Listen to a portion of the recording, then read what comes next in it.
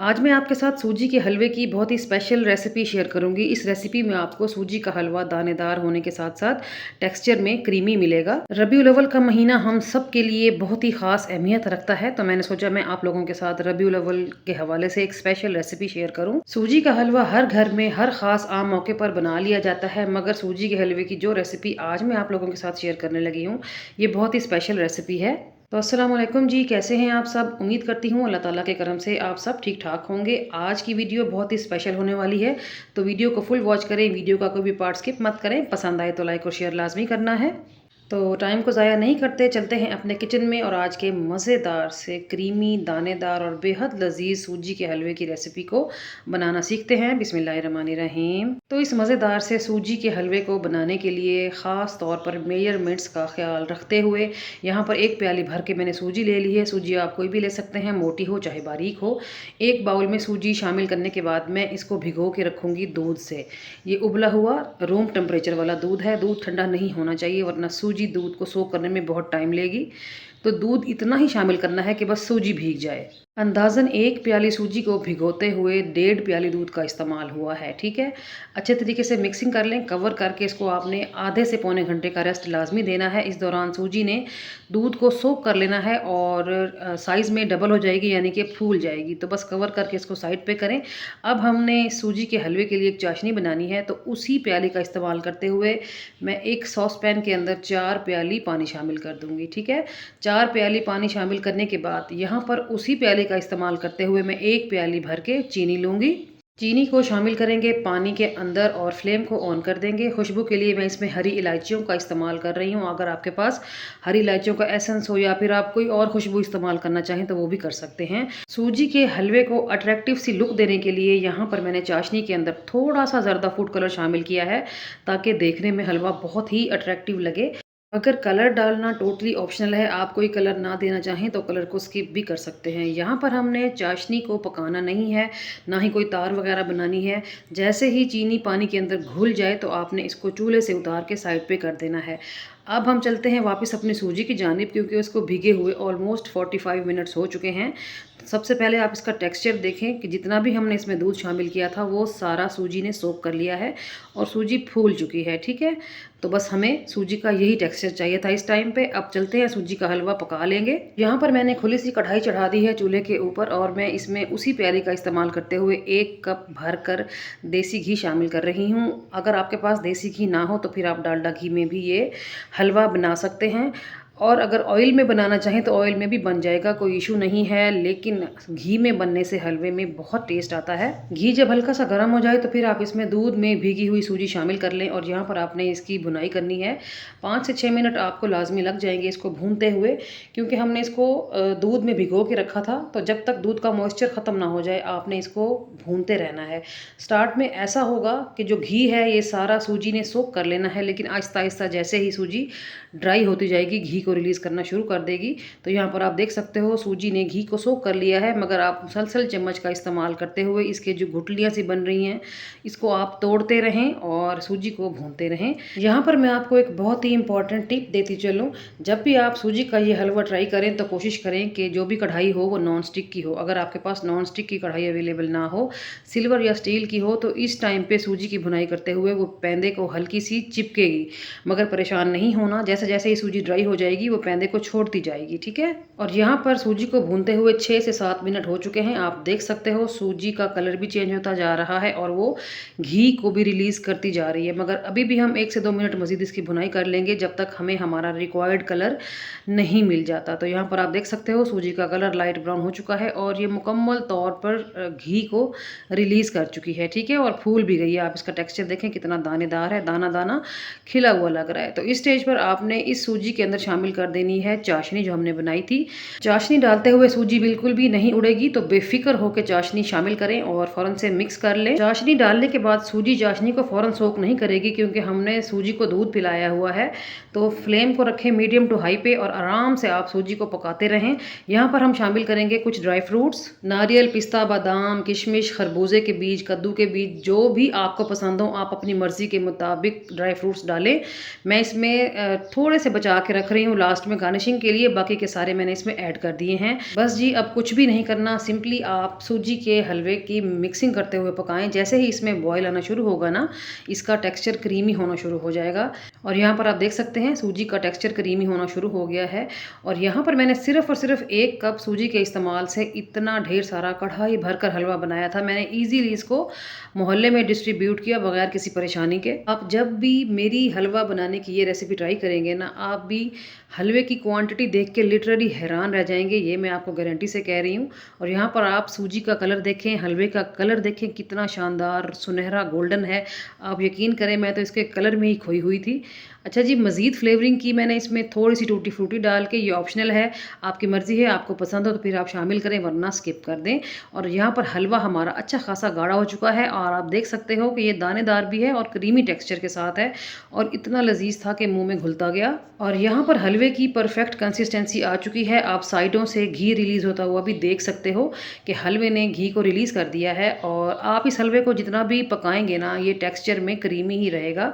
तो ठंडा होने के बाद हलवा वैसे भी गाढ़ा हो जाता है। तो यहाँ पर आप चूल्हे को बंद कर दें, कढ़ाई के ऊपर कवर लगाएं और इसको 5 मिनट का दम दे दें। 5 मिनट के बाद जितना भी घी होगा वो सारा हलवे के ऊपर आ चुका होगा। उसके बाद हम इसको डिश आउट करेंगे। तो अभी 5 मिनट गुजर गए हैं, कवर हटाते हैं। ले जी, हमारा बेहतरीन मज़ेदार दानेदार और क्रीमी सूजी का हलवा बनके रेडी है। आप इसका टेक्सचर देख सकते हो कितना कमाल का है और बहुत ही लजीज ये बनके रेडी हुआ। आप एक बार मेरी इस रेसिपी को लाजमी ट्राई करें। मुझे उम्मीद है आपको हलवा बनाने की मेरी ये रेसिपी इतनी पसंद आने वाली है कि आप जब भी सूजी का हलवा घर पर बनाएंगे ना, बिल्कुल इसी तरीके से ही बनाएंगे जिस तरह मैं बनाती हूँ। तो चलते हैं हलवे को डिश आउट करेंगे। ये देखें जी, माशाल्लाह बेहतरीन और बहुत ही लजीज ये हलवा बन के रेडी हुआ है। आपको हलवा बनाने की मेरी ये रेसिपी, मेरी ये वीडियो कैसी लगी है ज़रूर बताएं कमेंट बॉक्स में। अगर पसंद आई है तो वीडियो को लाइक और शेयर लाजमी करते जाएँ। और अगर अभी तक आपने मेरे चैनल को सब्सक्राइब नहीं किया तो आपसे एक हम्बल सी प्यारी सी रिक्वेस्ट है, चैनल को ज़रूर सब्सक्राइब कर दें। तो यहाँ पर मैंने हलवे को डिश आउट करने के बाद बचे हुए ड्राई फ्रूट से गार्निश भी कर लिया है, जिससे इसकी लुक में और भी इजाफा हो गया है। तो चलते हैं ट्राई करते हैं। ये देखें जी, माशाल्लाह कितना ज़बरदस्त और कितना बेहतरीन बना है। आप इसकी लुक देख सकते हो कितनी कमाल की है। और जब आप इस हलवे को खाना स्टार्ट करेंगे ना, आप अपने हाथों को नहीं रोक पाएंगे, ये मैं आपको पहले से बता रही हूँ। इतना लजीज, इतना क्रीमी और बहुत ही बेहतरीन ये हलवा बना है। तो एक बार लाजमी ट्राई करें इस रेसिपी को। जब भी ट्राई करें तो फीडबैक दें और साथ ये भी बताया करें कि आप लोग मेरी रेसिपीज़ को दुनिया के किस कोने से बैठ के देखते हैं, ताकि मैं आप सब लोगों का दिल से शुक्रिया अदा कर सकूं। तो ये थी मेरी आज की मज़ेदार और अमेजिंग रेसिपी। चलती हूँ, कल फिर मुलाकात होगी किसी और अमेजिंग और बेहतरीन सी रेसिपी के साथ। तब तक अपना और अपने प्यारों का रखें ढेर सारा ख्याल, मुझे रखें दुआओं में याद। ओके जी, अल्लाह हाफिज़, थैंक्स फॉर वॉचिंग। अस्सलाम वालेकुम जी, कैसे हैं आप सब? उम्मीद करती हूँ अल्लाह ताला के करम से आप सब खैर खैरियत से होंगे। Welcome back to my channel. आज मैं आप लोगों के साथ ज़र्दा मुतंजन बनाने की एक बड़ी ही परफेक्ट और आसान सी रेसिपी शेयर करूंगी। इस रेसिपी में आपको चावल का एक एक दाना खिला हुआ और जायके से भरपूर मिलेगा। तो जिन लोगों से ज़र्दा बनाते वक्त चावल टूट जाते हैं या फिर सख्त रह जाते हैं, तो आज की रेसिपी उनके लिए है। तो वीडियो को फुल वॉच करें। वीडियो पसंद आए तो इसे लाइक और शेयर लाजमी करें और चैनल को सब्सक्राइब कर दें। तो चलिए चलते हैं अपने किचन में और आज की मज़ेदार सी ज़र्दे की रेसिपी को ढेर सारी टिप्स एंड ट्रिक्स के साथ बनाना शुरू करते हैं। बिस्मिल्लाहिर्रहमानिर्रहीम। तो सबसे पहले बात आती है चावलों की। तो यहाँ पर आप सेला राइस और कच्ची बासमती दोनों तरह के चावलों का इस्तेमाल कर सकते हैं। अगर आप सेला राइस इस्तेमाल करेंगे तो आपने 2.5 से 3 घंटे पहले उनको अच्छे तरीके से धो के भिगो देना है। जबकि कच्ची बासमती का इस्तेमाल करेंगे तो आप उनको सिर्फ 25 से 30 मिनट पहले ही धो के भिगो के रखेंगे। तो मैं यहाँ पर डबल स्टीम राइस का इस्तेमाल कर रही हूँ। ये भी कच्ची बासमती ही होती है। इसको भी 20 से 25 मिनट पहले ही भिगोना होता है। तो अच्छे तरीके से खुले पानी से आप इसको धो लें। इसके अंदर जो भी इम्प्योरिटीज़ हैं, जो भी कोई कचरा वगैरह है, उसको निकाल दें। फिर आपने इसको भिगो के रख देना है। ठीक है, यहाँ पर आप देख सकते हैं चावलों को मैंने अच्छे तरीके से खुले पानी से 5 से 6 मरतबा धो लिया है और अब ये नीट एंड क्लीन है। तो 25 से 30 मिनट के बाद हम चावलों को पकाना शुरू करेंगे। तो टाइम पूरा होने के बाद मैंने कढ़ाई में पानी चढ़ा दिया था खुला। उसमें हम शामिल करेंगे कुछ खड़े मसाले, 1 तेज़पात, 1 बादियान का फूल, 3 से 4 अदद लौंग हैं और 1 छोटा सा टुकड़ा है दालचीनी का। इन खड़े मसालों की खुशबू ज़र्दे के अंदर बहुत ही कमाल की लगती है। अब जो चावल हमने भिगो के रखे थे उसका जो पानी है वो आपने डिस्कार्ड कर देना है और चावलों को यहाँ उबलते हुए पानी में ऐड करना है। अब यहाँ पर जो मैं आपको टिप्स एंड ट्रिक्स दूंगी वो आपने गौर से देखने और सुनने हैं। ठीक है, चावल पानी के अंदर शामिल करने के बाद ना ही आपने नमक ऐड करना है और ना ही किसी किस्म का ऑयल, ठीक है। और यहाँ पर आपने चावलों को 100% बॉयल करना है, चाहे आपने सेला राइस लिए हैं चाहे कच्ची बासमती ली है। चावलों के अंदर किसी भी किस्म की कोई भी कसर नहीं रहनी चाहिए। इसकी वजह यह है कि जब हम चावलों को मीठे रस के अंदर या फिर वो जो हम चाशनी बनाएंगे उसमें शामिल करेंगे ना, तो चावल अकड़ जाएगा। अगर यहाँ पर आप कोई कसर छोड़ेंगे तो चावल आपको कच्चा महसूस होगा। अगर आप 100% बॉयल करेंगे तो चाशनी के अंदर जाके परफेक्ट तरीके से पकेगा, ठीक है। तो यहाँ पर मैंने चावलों को 100% बॉयल कर लिया है, तो छान लेंगे, पानी को डिस्कार्ड कर देंगे, चावलों को अलग करके रख देंगे। अब मैंने सेम पैन चढ़ा दिया है चूल्हे के ऊपर और इसमें शामिल करेंगे 5 से 6 टेबल स्पून के बराबर कुकिंग ऑयल और शामिल करेंगे इसमें हरी इलायचियाँ खुशबू के लिए। और यहाँ पर हमने चीनी ऐड करनी है। तो जहाँ तक चीनी का ताल्लुक है, अगर आपको जर्दे के अंदर चीनी मॉडरेट और बैलेंस चाहिए तो फिर आप चीनी थोड़ी कम करके यूज़ करेंगे। जो मैंने चावल लिए थे वो 500 ग्राम थे और चीनी यहाँ पर मैंने डाली है 400 ग्राम, ठीक है। और अगर आपको जर्दे में चीनी थोड़ी ज़्यादा चाहिए तो फिर आप बराबर मिकदार की चीनी शामिल करें, यानी कि 500 ग्राम चावल हैं तो 500 ग्राम ही चीनी शामिल कर लें, ठीक है। यहाँ पर मैंने ऐड किया था 1 कप दूध। आप दूध की जगह पानी का भी इस्तेमाल कर सकते हैं, लेकिन दूध से ज़रा फ्लेवर बहुत ही अच्छा सा बन जाता है। तो अब हमने दूध के अंदर इस चीनी को घोलना है, कुछ देर लगेगी, 5 से 7 मिनट चीनी घुल जाएगी। और जब तक ये शीरा एक तार का ना बने आपने इसको पकाते रहना है। शुरू में बबल्स बहुत ज़्यादा उठेंगे, लेकिन टाइम के साथ साथ ये बैठ जाएंगे जैसे ही आपका शीरा पक के रेडी होगा, ठीक है। तो इस स्टेज पर हम शामिल करेंगे चावल। आप चाशनी को देख सकते हैं कितनी गाढ़ी हो गई है। अब हमने शामिल करने हैं चावल जो हमने उबाल के रखे थे। ये देखें जी, बिल्कुल भी चावल जुड़े नहीं हैं, बेहतरीन और परफेक्ट बॉइल्ड हैं। अच्छा जी, मैं आपको फ्लेम का बताना भूल गई। जब आप चाशनी बनाएंगे तो फ्लेम को आपने मीडियम पे ही रखना है, हाई की तरफ नहीं लेके जाना। मीडियम फ्लेम पे आपने चाशनी को रेडी करना है। उसके बाद जब आप चावल मिक्स कर लेंगे तब भी आपकी फ्लेम मीडियम पे ही सेट रहेगी, हाई की तरफ नहीं लेके जाएंगे। अब आपने इन चावलों को चाशनी के अंदर अच्छे तरीके से मिक्स करना है कि हर चावल के ऊपर जो है वो चाशनी, जो शीरा है वो लग जाए, ठीक है। तो यहाँ पर मैंने चावलों को शीरे के अंदर अच्छे तरीके से मिक्स किया है। अभी आपको लग रहा होगा कि चाशनी ज़्यादा है चावलों से, तो कोई बात नहीं। यहाँ पर आपने 4 से 5 मिनट के लिए चावलों को शीरे के अंदर पका लेना है। और 5 मिनट के बाद यहाँ पर आप देखें कि चाशनी जो है वो बिल्कुल कम रह गई है। तो ये परफेक्ट टाइम है चावलों को दम पे लगाने का। चावलों को दम पे लगाने से पहले मैं इसके अंदर फूड कलर शामिल करूँगी। थोड़े थोड़े फूड कलर लेके मैंने उनको पानी में घोला है और यहाँ पर शामिल कर देंगे। रेड, ऑरेंज और ग्रीन कलर का इस्तेमाल किया है मैंने। और ऊपर मैं डालूंगी ड्राई फ्रूट्स, जिसमें शामिल है कोकोनट, काजू, बादाम और किशमिश। कवर लगाएंगे और फ्लेम को बिल्कुल दम वाला करके आप इसको छोड़ दें। 10 मिनट के लिए फ्लेम को ऑन रहने दें और फिर 20 मिनट के लिए फ्लेम को बिल्कुल ऑफ कर दें। तो यहाँ पर टाइम पूरा होने के बाद पूरे आधे घंटे के बाद मैंने कवर हटाया है। ये देखें जी, माशाल्लाह से कितने बेहतरीन और खिले खिले चावल हमारे बनके रेडी हो गए हैं। ये देखें, बिल्कुल भी जुड़े हुए नहीं हैं। खुशबू तो बहुत ही ज़बरदस्त है। तो चलिए अपने मज़ेदार कलरफुल जर्दे को करते हैं डिश आउट। बिस्मिल्लाहिर्रहमानिर्रहीम। तो ये देखें जी, यहाँ पर हमारा खुशनुमा, खुश रंग और खुश जायका मुतंजन जर्दा बन के रेडी है। आप देख सकते हो कितना खिला खिला चावल है। इस स्टेज पर ये ज़रूर बताएं कि आपको मेरी आज की रेसिपी कैसी लगी। उम्मीद करती हूँ अच्छी लगी होगी। अगर अच्छी लगी है तो वीडियो को लाइक और शेयर करना नहीं भूलना। और एक बार मेरी इस रेसिपी को ज़रूर ट्राई करें मेरी बताई हुई टिप्स एंड ट्रिक्स के साथ। इंशाल्लाह ताला आपका जर्दा भी ऐसा ही खिला खिला और बेहतरीन बन के रेडी होगा। जब भी मेरी इस रेसिपी को फॉलो करें तो फीडबैक ज़रूर दें और साथ ये भी बताया करें कि आप लोग मेरी रेसिपीज़ को दुनिया के किस कोने से बैठ के देखते हैं, ताकि मैं आप सब लोगों का दिल से शुक्रिया अदा कर सकूँ। तो ये थी मेरी आज की रेसिपी। चलती हूँ, कल फिर मुलाकात होगी किसी और ताज़ा और फ्रेश रेसिपी के साथ। तब तक अपना और अपने प्यारों का रखें ढेर सारा ख्याल, मुझे रखें दुआओं में याद। ओके जी, अल्लाह हाफिज़, थैंक्स फॉर वॉचिंग। अस्सलाम वालेकुम जी, कैसे हैं आप सब। उम्मीद करती हूँ अल्लाह ताला के करम से आप सब खैर खैरियत से होंगे। Welcome to my channel. आज मैं आप लोगों के साथ करीमी रबड़ी पिशावरी खीर बनाने की बड़ी ही सादा और आसान सी रेसिपी शेयर करूंगी। इस रेसिपी में आपको किचन में खड़े होकर घंटों चम्मच हिलाने की ज़रूरत नहीं है। ये वो रेसिपी है जो 20 से 25 मिनट के अंदर बन के रेडी हो जाती है। इस रेसिपी के लिए कुछ खास किस्म के टिप्स एंड ट्रिक्स हैं जो आपके लिए जानना बेहद ज़रूरी है, ताकि जब आप मेरी रेसिपी को फॉलो करते हुए खीर बनाएं तो आपको भी ऐसे ही मज़ेदार से और अमेजिंग से रिजल्ट मिले। इसके अलावा कौन कौन से ऐसे इंग्रेडिएंट्स हैं जिनका इस्तेमाल करते हुए हम अपनी खीर को इतना करीमी और रबड़ी बना पाएंगे, जानेंगे आज की वीडियो में। वीडियो पसंद आती है तो इसे लाइक और शेयर लाजमी करना है और चैनल को सब्सक्राइब कर दें। तो चलिए चलते हैं अपने किचन में और आज की मज़ेदार सी पिशावरी क्रीमी रबड़ी खीर की रेसिपी को घर पर बनाना सीखते हैं। बिस्मिल्लाहिर्रहमानिर्रहीम। तो बेहद लजीज और यम्मी यम्मी पिशावरी खीर बनाने के लिए यहाँ पर हमें चावलों की ज़रूरत है। तो यहाँ पर मैंने 100 ग्राम के बराबर चावल ले लिए हैं। ये मैंने डबल स्टीम राइस लिया है क्योंकि मेरे पास घर में इस टाइम यही अवेलेबल था। आपने लेने हैं ब्रोकन राइस यानी कि टोटा चावल। टोटा चावल से ये फ़ायदा होगा कि आपकी खीर जल्दी बन जाएगी। जितना टाइम मुझे लगा है उससे भी कम टाइम में आपकी खीर बनके रेडी होगी। तो यहाँ पर मैं चावलों को भिगोने लगी हूँ। सबसे पहले हमने इन चावलों को अच्छे तरीके से धो के 1 से 1.5 घंटे के लिए भिगो के रख देना है। तो यहाँ पर मैंने 4 से 5 मरतबा चावलों को खुले पानी से धोया और फिर मैंने इसको 1.5 से 2 घंटे के लिए भिगो के रख दिया था। तो यहाँ पर इन चावलों को भीगे हुए तकरीबन 2 घंटे पूरे हो चुके हैं। तो अब चलते हैं खीर बनाना स्टार्ट करेंगे। तो सबसे पहले हमने चावलों को बॉईल करना है। चावलों को बॉईल करने के लिए मैंने कढ़ाई में खुला पानी चढ़ा दिया है। खुले पानी का मतलब 2.5 से 3 गिलास पानी है, क्योंकि हमारे चावल सिर्फ 100 ग्राम है। तो वो 2.5 से 3 गिलास पानी के अंदर आराम से उबल जाएंगे और हमें पानी भी डिस्कार्ड नहीं करना पड़ेगा। ठीक है जी। तो इनको हमने उबाल लेना है। 4 से 5 मिनट लगेंगे। तो यहाँ पर 5 मिनट के बाद आप इसकी पोजीशन देखें।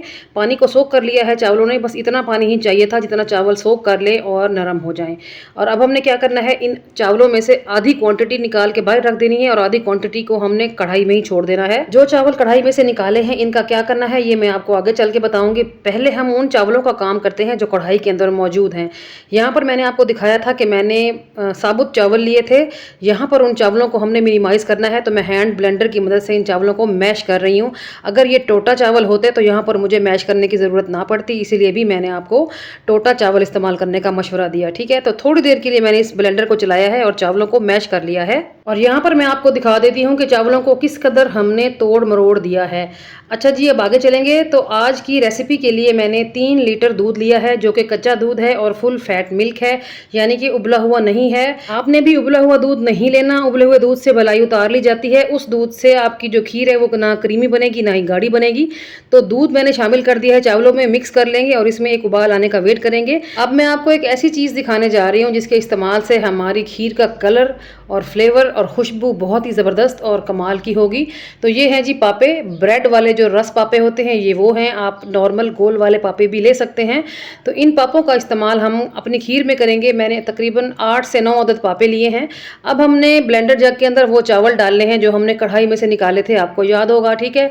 और साथ ही हमने पापों का चूरा बना के भी डाल देना है। और यहाँ पर मैंने 1 गिलास दूध एक्स्ट्रा रखा हुआ था अपने पास, वो इस टाइम पे मैं शामिल कर दूंगी पापों में और चावल के अंदर। और अब हमने इन तमाम चीज़ों को ब्लेंड कर लेना है और बड़ी स्मूथ सी पेस्ट बना लेना है। और यहाँ पर आप देख सकते हैं कि पापे और चावलों का जो मिक्सचर है वो बेहद स्मूथ सा बन के रेडी हो गया है। अब वापस चलते हैं कढ़ाई की तरफ जहाँ पर हमने दूध उबलने के लिए छोड़ा था। तो यहाँ पर आप देख सकते हो कि दूध में बड़े अच्छे तरीके से उबाल आ रहा है। तो इस स्टेज पर हमने जो पेस्ट बनाई है ना पापे और चावलों वाली, वो यहाँ पर हमने ऐड करनी है। तो सारी पेस्ट ऐड करें। अगर जग के अंदर थोड़ी बहुत लगी रह भी जाए तो थोड़ा सा पानी या दूध डाल के वो भी निकाल लें। ठीक है जी। पेस्ट डालने के बाद मिक्स करें और आप देखोगे कि एकदम से दूध का जो खीर का जो कलर है वो बड़ा अमेजिंग सा हो जाएगा। तो बस अब हमारी खीर को बनने में सिर्फ और सिर्फ 10 से 12 मिनट ही देर है। अब इस स्टेज पर हम खीर के अंदर शामिल करेंगे चीनी। तो यहाँ पर मैंने 200 ग्राम चीनी ली है। आपकी मर्जी है, आप टेस्ट कर ले, आपको जितनी पसंद हो आप उतनी शामिल करें। मैंने 200 ग्राम में से भी थोड़ी सी बचा ली है। अगर कम लगेगी तो फिर बाद में ऐड करेंगे। चीनी डाल के चम्मच से मिक्स करेंगे और साथ ही शामिल कर देंगे कुछ ड्राई फ्रूट्स, जिसमें शामिल है नारियल, किशमिश और हरी इलायचियाँ। आप अपनी पसंद के मुताबिक इसमें और मजीद ड्राई फ्रूट्स भी शामिल कर सकते हैं। ठीक है जी। आप फ्लेम को हाई पे लेके जाएं और खीर को पकने दें। पेस्ट डालने के बाद खीर ने 5 से 6 मिनट के अंदर ही गाढ़ा हो जाना है। तो यहाँ पर सिर्फ 6 मिनट के बाद आप देख सकते हो कि खीर कितनी गाढ़ी हो गई है।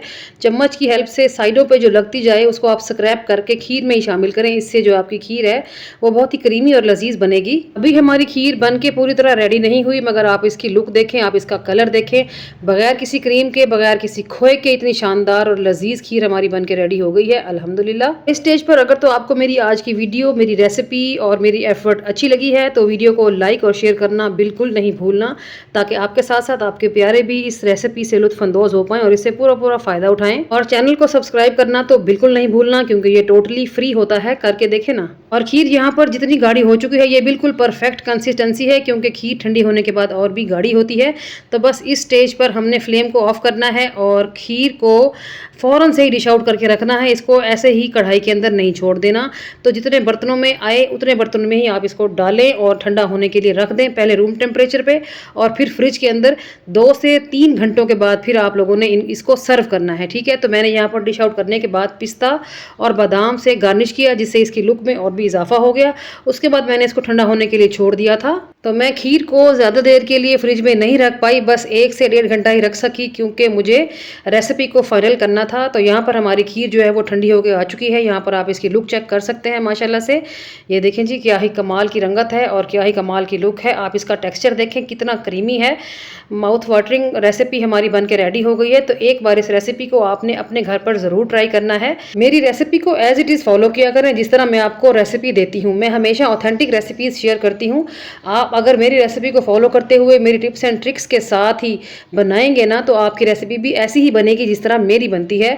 अक्सर मुझे कमेंट्स आ रहे होते हैं कि हमारी रेसिपी आपकी रेसिपी के जैसे क्यों नहीं बनती। तो इसकी वजह यह है कि आप वीडियो को स्किप कर करके देखते हैं। मैं जो भी टिप्स एंड ट्रिक्स बताती हूँ गौर से नहीं सुनते, फिर आपकी रेसिपी में अगर कोई गड़बड़ हो जाती है तो फिर आप कह रहे होते हैं कि हमारी रेसिपी आपकी रेसिपी के जैसे क्यों नहीं बनी। ठीक है, आइंदा से आपने इस बात का ख्याल रख लेना है। और यहाँ पर आप हमारी क्रीमी और रबड़ी खीर की लुक चेक करें, माशाल्लाह से कितनी ज़बरदस्त है और बहुत ही कमाल की रेसिपी है ये। एक बार ज़रूर ट्राई करना है। जब भी ट्राई करना है तो फीडबैक देना नहीं भूलना और साथ ये बताना नहीं भूलना कि आप लोग मेरी रेसिपीज़ को दुनिया के किस कोने से बैठ के देखते हैं, कौन सा शहर है, कौन सा मुल्क है, ताकि मैं आप सब लोगों का दिल से शुक्रिया अदा कर सकूँ। तो ये थी मेरी आज की अमेजिंग रेसिपी। चलती हूँ, कल फिर मुलाकात होगी किसी और अमेजिंग और मज़ेदार सी रेसिपी के साथ। तब तक अपना और अपने प्यारों का रखें ढेर सारा ख्याल, मुझे रखें दुआओं में याद। ओके जी, अल्लाह हाफिज़, थैंक्स फॉर वॉचिंग।